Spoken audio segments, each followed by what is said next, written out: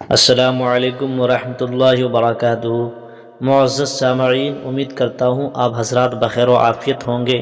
آج میں حاضر آیا ہوں ایک نئے ٹاپک کے ساتھ۔ آج کا ٹاپک ہے مہمان نوازی کی فضیلت و طریقہ۔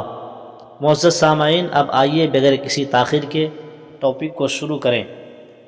اگر کسی کے گھر میں کوئی مہمان یعنی گیسٹ آ جائے تو اس کے گھر میں اللہ تبارک و تعالیٰ کی رحمت و برکت کا نزول ہوتا رہتا ہے، اور میزبان یعنی ہوسٹ کے گناہوں کی بخشش کا سبب بن جاتا ہے۔ پیارے آقا صلی اللہ تعالیٰ علیہ وسلم فرماتے ہیں کہ مجھے فرشتوں کے سردار حضرت جبریل نے یہ خبر دی ہے کہ جب کسی مسلمان بھائی کے گھر میں کوئی مہمان داخل ہو جائے تو اس کے ساتھ 1000 برکتیں اور 1000 رحمتیں بھی داخل ہو جاتی ہیں، اور اس گھر والوں کے تمام گناہ یعنی ہوسٹ کے، میزبان کے گھر والوں کے تمام گناہ اللہ رب العزت معاف کر دیتا ہے، اگرچہ ان کے گناہ سمندر کی جھاگ کہتے ہیں سی فارم کو، اگرچہ ان کے گناہ سمندر کی جھاگ اور درختوں کے پتوں سے بھی زیادہ ہوں، اور اسے 1000 شہیدوں کی شہادت کا ثواب بھی عطا فرماتا ہے، اور ہر اس لقمے کے بدلے جس کو مہمان نے تناول کیا، جس کو مہمان نے کھایا، ایک حج مقبول اور ایک مقبول عمرہ کا ثواب اس کے نامہ اعمال یعنی بک آف ڈیڈس میں لکھ دیا جاتا ہے، اور اللہ تبارک و تعالی اس کے لیے جنت میں ایک خوبصورت شہر تعمیر فرماتا ہے، ایک خوبصورت شہر بنا دیتا ہے۔ اور جس آدمی نے ایک مہمان کی عزت کی تو اسے اتنا ثواب حاصل ہوتا ہے گویا اس نے 70 انبیاء کی عزت و تکریم کی، 70 نبیوں کی ریسپیکٹ کی۔ پیارے نبی صلی اللہ تعالیٰ علیہ وسلم فرماتے ہیں جس آدمی کے پاس کوئی مہمان آئے اور وہ اس کی عزت و احترام کرے تو اللہ تبارک و تعالیٰ اس کے لیے جنت کا دروازہ کھول دیتا ہے۔ اور ایک روایت میں آتا ہے کہ خلیفہ دوم حضرت عمر فاروق رضی اللہ تعالیٰ عنہ کے پاس جب کوئی مہمان آتا تو آپ خود اس کی مہمان نوازی کے لیے، اس کی عزت و تکریم کے لیے، اس کی ریسپیکٹ کے لیے،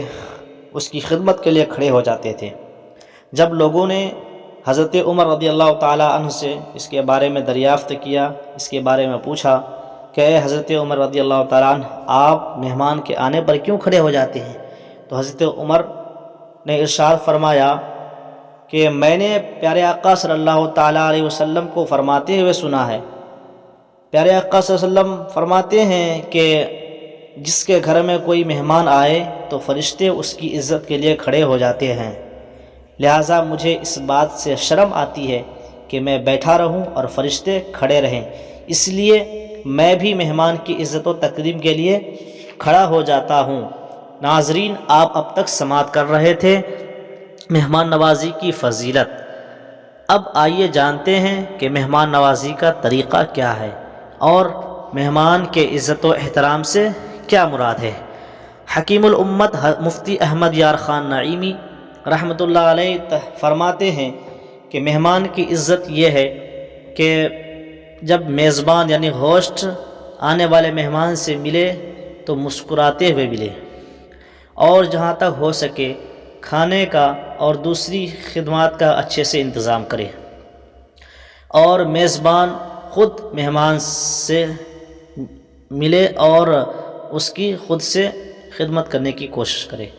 علامہ ابن بطال رحمۃ اللہ علیہ فرماتے ہیں مہمان کے احترام میں سے یہ بھی ہے کہ میزبان اس کے ساتھ بیٹھ کر کھائے، اور جو سب سے بہترین چیز ہو اس سے مہمان کی مہمان نوازی کرے، مہمان کی ضیافت کرے۔ امام نووی رحمۃ اللہ علیہ فرماتے ہیں مہمان نوازی کرنا آداب اسلام میں سے ہے اور نبیوں اور نیک لوگوں کی سنت بھی ہے۔ اب آئیے جانتے ہیں مہمان نوازی کے لیے آداب۔ کھانا حاضر کرنے میں جلدی کی جائے، کھانے میں اگر پھل یعنی فروٹس بھی ہوں تو پہلے پھل پیش کیے جائیں، کیونکہ طبی لحاظ یعنی میڈیکل پوائنٹ آف ویو سے پھل کا پہلے کھانا زیادہ فائدہ مند، زیادہ بہتر ہے۔ اگر کئی طرح کے کھانے ہوں، وبھن پرکار کے بھوجن ہوں تو عمدہ اور لذیذ کھانا پہلے پیش کیا جائے۔ جب تک مہمان کھانے سے ہاتھ نہ روک لے تب تک دسترخوان نہ اٹھایا جائے، لہٰذا ہمارے لیے ضروری ہے کہ جب کبھی کوئی مہمان ہمارے گھر آئے تو ان کا خاص خیال رکھا جائے اور مہمان نوازی کر کے خیر و برکت حاصل کریں اور اللہ اور اس کے رسول کو راضی کرنے کی کوشش کریں۔ سامعین، آپ اب تک سماعت کر رہے تھے